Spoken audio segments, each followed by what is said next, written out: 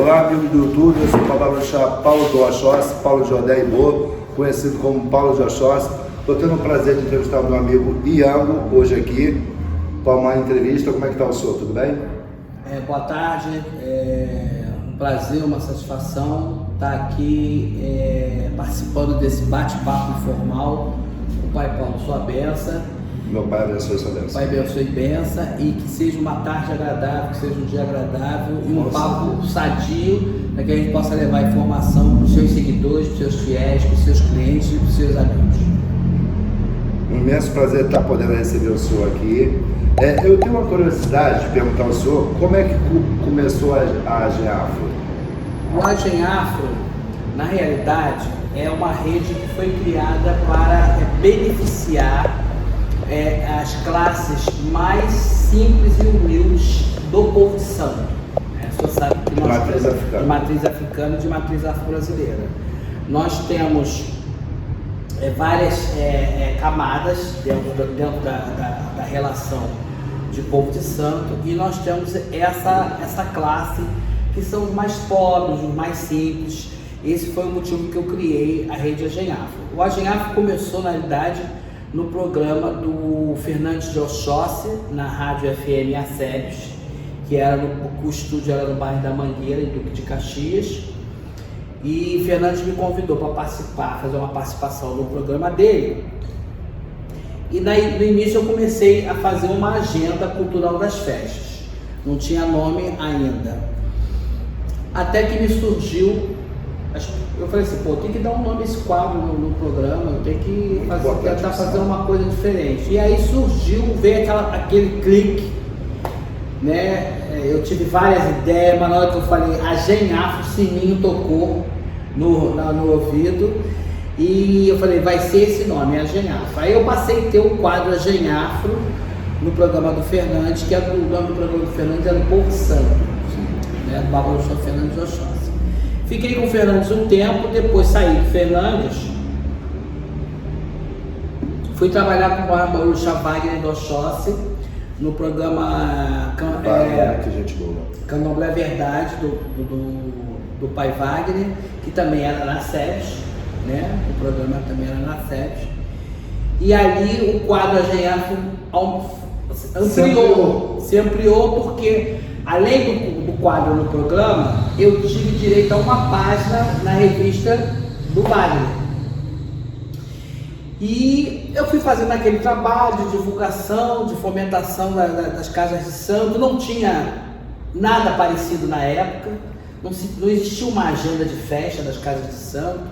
Às vezes as pessoas queriam visitar um terreiro, queriam visitar uma casa de santo, queriam conhecer um pai de santo, e tinha que procurar fazer uma divulgação. Ou tinha que procurar muito, ou tinha que ser indicação de algum amigo, de alguma pessoa que pudesse indicar. Trabalhei com o Wagner um tempo, saí do Wagner. Wagner de Belfort Roxo? Isso, Wagner de Oxóssi. Trabalhei com o Wagner, saí do Wagner, recebi um convite do jornal Exotera. Na época era do falecido Ivan, hoje está com o filho dele, Marcelo Dogum, era impresso também, deixou de ser impresso, é uma revista virtual, e eu trabalhei um curto tempo de prazo no Exotera, foi muito pequeno. Quando eu recebi o convite, eu já tinha amizade com o babaluxá Anderson Zoxoguian, que é filho de finada Yanitinha. O Anderson me chamou, a gente já era amigo, eu falei, vamos montar uma revista pra gente, chega de trabalhar em outras revistas. E aí nós começamos a estruturar essa ideia, esse projeto, e até que surgiu a revista Odara. Na época era chamada Revista Odara. Eu fiquei na revista Odara, eu acho que uns 2 ou 3 anos com a revista Odara, trabalhando com o Anderson. E aí as fontes foram se ampliando, a necessidade de se divulgar não só as festas, mas fazer um levantamento sobre a cultura da religião, de matriz africana, a importância do movimento negro nessa situação toda. E aí eu trabalhei com o Anderson na revista Odara, chegamos a fazer uma revista, um jornal com 60 páginas, foi a maior revista que nós fizemos com 60 casas diferentes. E, uma evolução. Evoluímos. Só que eu não estava ainda muito satisfeito, porque eu via as grandes casas. Eu via as grandes casas, os grandes terreiros crescendo e vi os menores diminuindo. E eu fiquei naquela preocupação, eu tenho que montar alguma coisa, eu tenho que bolar alguma coisa que pudesse levar informação para essas casas que não têm acesso. Quando a casa não tinha acesso, as pessoas não tinham boa vontade da leitura também, não tinha esse conhecimento, não tinha esse entendimento. E aí eu falei pro Anderson, eu vou sair do Odara, já está na hora de eu montar uma revista que seja minha, com as minhas ideias, com o meu ideal, com o meu propósito, né, com a finalidade que eu acho que eu tenho que prosseguir. E aí, graças a Deus, rompemos na paz, somos amigos até hoje, somos parceiros até hoje. E eu tenho uma parceria muito grande com ele. Ele tem 2 terreiros, tem um terreiro de Umbanda que fica no Rio Comprido e tem um terreiro de Candomblé que fica em Piabetá. Perfeito. Eu ajudo ele muito no terreiro de Umbanda dele. E aí eu parti. Chegou no nível que estamos hoje. Como é que o senhor absorve da onde o senhor começou e da onde que está hoje? Que eu acompanho o senhor e vejo que hoje assim o senhor entrevista todo tipo de celebridade no Candomblé com a mesma simplicidade que o senhor tem hoje e com a mesma personalidade que o senhor tinha quando começou. Sim. E eu acho interessante que isso não subiu à sua cabeça nem à sua vaidade. Não. Mas assim, quantas entrevistas, o senhor acha que o senhor fez cobertura de quantos barracões, mais ou menos? Mais de 300. Assim, média. Mais de 300. Isso lhe dá uma virtude interessante, né? Mais de 300. Um reconhecimento. Eu, quando montei a revista, o jornal, que na época era jornal, papel jornal ainda, tipo tabloide, eu montei com 24 páginas e aí passou a se chamar Jornal Agenhafro.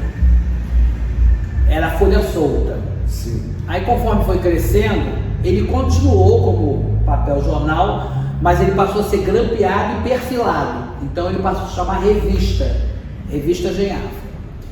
E aí, quando eu lanço a Revista Agenhafro, foi quando teve o grande aumento surpreendente dos casos de intolerância religiosa no Rio de Janeiro. Perfeito. E aí, o que o Agenhafro faz? O Agenhafro passa a ser uma mola mestra dessa, em defesa das casas de santo.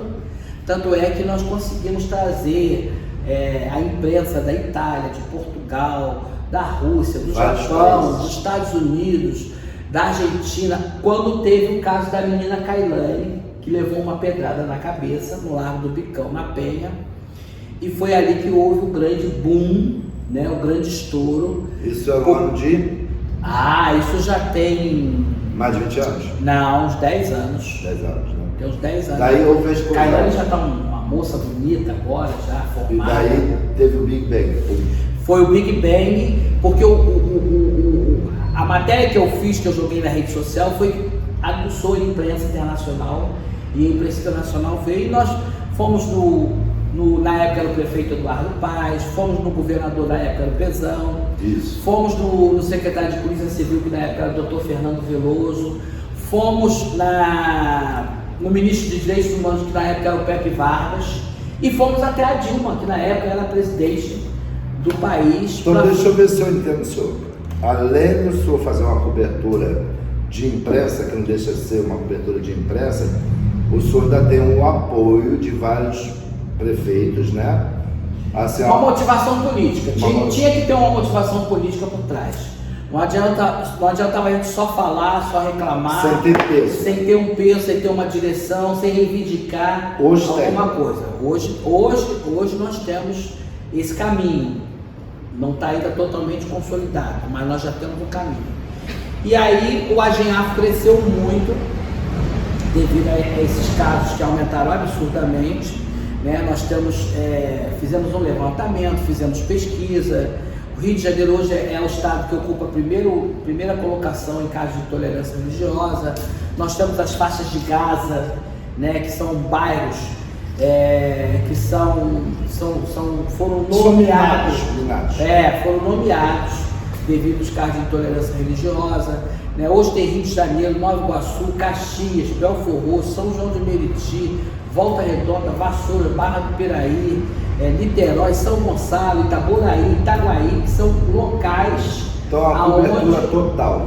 A nível Rio de Janeiro, sim. Brasil também não. Sim. Fizemos alguns trabalhos fora do Rio de Janeiro. Fizemos em São Paulo, Salvador, Maceió, então, Recife, Espírito Santo e Curitiba. Fizemos alguns trabalhos focados associados a esses locais. E aí o AGEAF cresceu muito, né? Muito.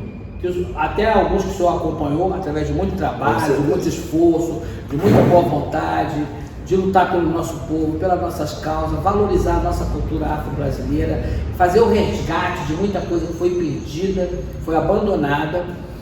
E o AGEAF ficou nessa luta de frente como uma instituição religiosa, como uma ONG de mídia, de imprensa, para poder sair em defesa do nosso povo. E aí o AGEAF está aí hoje nós estamos aqui com a revista, né?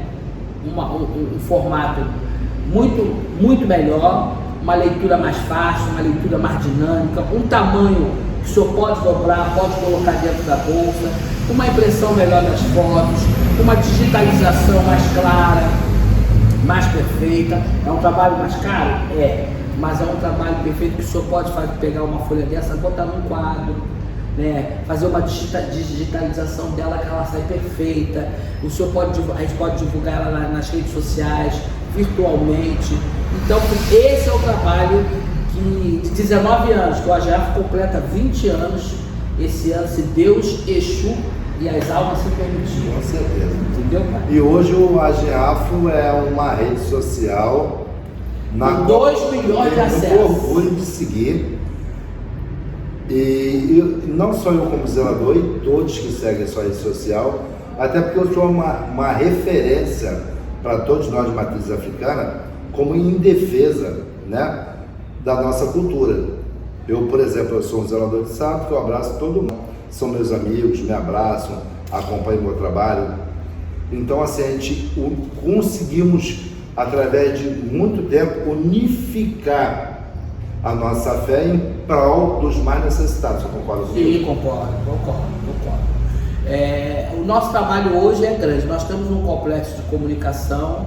A rede AGEAF hoje ela é montada com 2 programas de live, que um programa se chama AGEAF Rapidinha e o outro programa se chama Quem Tem Boca Fala o que Quer. O Rapidinha tem uma duração de 40 minutos, de 20 a 40 minutos, e o programa Quem Tem Boca Fala o que Quer são 2 horas de programa. Nós temos a revista, ela é impressa, e temos a revista no virtual. Nós temos um portal, né, que já está com quase 300 mil acessos. Nós estamos presentes em 6 páginas no Facebook, 3 páginas no Instagram. Nós estamos em 15 grupos de WhatsApp. Nós temos um depósito de caixa de e-mail com mais de 3 mil e-mails.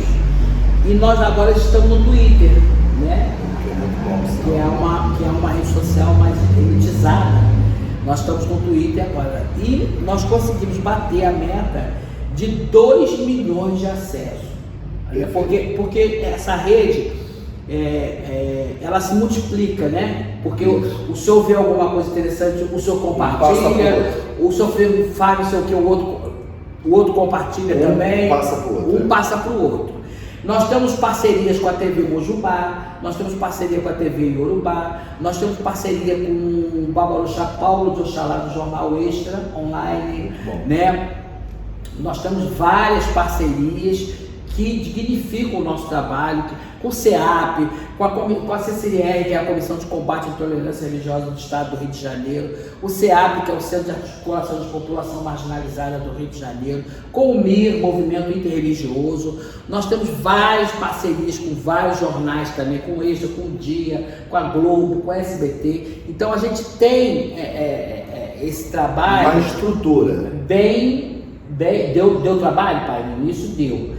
Bem complicado, mas a gente já está dando passos largos e está fazendo aí a rede AGEAF ser o que ela é hoje, um canal de comunicação, de informação, um elo de ligação do povo de santo com a mídia. E o mais interessante é que o Agilhar foi uma mídia afro, né? E é uma demarcação de um território. Eu quando comecei em comunicação, nós tínhamos quase 15 jornais. Hoje a gente só tem 2. Que sou eu e o Marcelo Fritz, Jornal Icapa. É o Icapa com esse Marcelo. Então, o nosso ideal, o nosso projeto, o nosso sonho é a gente fortalecer a mídia afro, demarcar o nosso território, né? Para que a gente possa, através de parcerias, de projetos com a gestão pública, com o poder público, a gente buscar meios de fortalecer essas instituições, né? Essa imprensa, que é um elo, que é um elo de ligação, é um meio de defesa para o povo de Santos. Eu vou acrescentar aqui nas palavras do senhor, não só para o povo de Santos, como a gente abraça pessoas de todo segmento, né? A gente abraça pessoas que são da nossa cultura, como eu abraço, acredito que o senhor também, pessoal do catolicismo. Sim. Eu abraço pessoal do cristianismo. Sim. Eu ajudei várias obras aqui na Baixada Fluminense de pessoas que são pastores e pastoras amigos meus. Então, assim, estamos aqui para somar. É importante que as pessoas que estão ouvindo essa entrevista minha e do senhor saibam que nós estamos... O propósito é esse mesmo. Então, tanto o meu propósito como o senhor, como sacerdote, eu acho que todo sacerdote tem que ser respeitado, seja ele um pastor, seja ele um padre, seja nós de babalorixás. Um sacerdote, ele tem como principal objetivo acolher a humanidade, auxiliar, dar um caminho, né, dar uma assistência e fazer com que essa pessoa volte para o convívio social. Porque eu não sei, mas o senhor deve imaginar, eu pego pessoas que têm vários parâmetros em situações precárias, alguns viciados em drogas, alguns dependentes químicos, que é a mesma coisa, algumas pessoas que talvez não tenham uma alimentação em casa, e a gente abraça, restaura essas pessoas, trabalha essas pessoas, dá um auxílio, tanto financeiro, como uma cesta básica, como uma parte, de alguma forma assim, como que eu poderia dizer para o senhor? A gente traz pessoas que são psicólogos para conversar, psiquiatras para conversar, para fazer o cabelo, para fazer uma barba, para dar uma roupa de presente. É uma ação social. Uma ação social. E a gente bota essas pessoas durante um tempo de período, né, na qual a gente vai conversando, como se fosse uma reabilitação, e a gente joga essa pessoa para a sociedade de novo, onde todo mundo, eu acho, que o senhor concorda comigo, tem direito a uma nova oportunidade. A nossa religião, ela é um espectro de ressocialização. Isso. Né? Ressociar a pessoa de volta. A pessoa, trazendo a pessoa para dentro do terreiro, dando um tratamento espiritual, um tratamento religioso, reativando a fé que a pessoa perdeu naquele momento daquela dificuldade. E como ser humano também. Que ela está passando, resgatar os valores, né, pessoais dessa pessoa, né, colocando essa pessoa em comum acordo com o que a sociedade vive hoje. Eu tenho também assim, muitos relacionamentos com pessoas católicas e evangélicas, graças a Deus, sempre me dei bem, não tenho problema nenhum com segmento algum. Né? Infelizmente, todo lado tem o seu lado bom, o seu lado ruim, e não seria diferente na religião, mas a gente tenta fazer um trabalho que abrace, que agregue, que una, né? Que facilite. Eu participei do MIRSO, que é um movimento interreligioso da Zona Oeste. Fiquei à frente do MIRSO 2, 3 anos. Né, e que tinha representações da igreja, tinha agnóstico, tinha ateus, então nós fizemos nós fizemos um barulho bom na Zona Oeste na época que eu estive lá. Eu hoje não estou mais no MIRSO porque o movimento nasceu na mão de evangélicos, né? E eu fui só para dar um suporte. Sabe aquela história do suporte? Você acaba no suporte, você vai ficando. Perdão. E aí chega uma hora que Não, está preparado? Já está estruturado? Vamos entregar agora na mão dos seus idealizadores. Foi o que eu fiz. Eu preparei, organizei. E quem teve a ideia, eu falei, olha, tá aqui, daí para frente agora vocês prossigam. Acho perfeito. E levam. Que a gente acolhe, né? E eram pessoas tipo católica e evangélica. Isso me dei sempre bem. E não teve nenhum problema. Teve uma época que eu distribuía a cesta básica, eu dava cesta básica para evangélico, para católico. Eu acho que a fome não tem religião. O senhor sabe uma coisa que diferencia a gente? A gente fazemos essas coisas. Eu quando comecei aqui, eu não sei se está aqui direito. Tá, pai. Mas se não tiver, tudo bem. Eu quando comecei aqui na Baixada, eu distribuía 300 cestas básicas por mês. Mas eu nunca quis pôr na mídia, sabe, aquela ostentação de eu auxilio 300 famílias na cesta básica, eu auxilio 300 pessoas na Baixada Fluminense. Eu não quis trazer para mim uma ostentação, porque tem o que auxilia por amor e tem o que auxilia porque quer aparecer. É verdade. Não, é verdade. As atividades que eu fiz, que eu sempre fiz também, eu sempre fui pela salinhagem. O meu problema, porque eu trabalho com divulgação, então quanto mais não tem jeito, não tem como. Se eu não divulgar, o meu trabalho não vai para frente. Mas eu procuro ter um certo equilíbrio para poder manipular esse tipo de informação. Entendeu, pai? Bom, eu estou aqui com o Iango, meu amigo, uma celebridade aqui, ele não fala porque ele é humilde, pessoa que eu tenho muito respeito, carinho, devoção e sabe... Seguidor, né?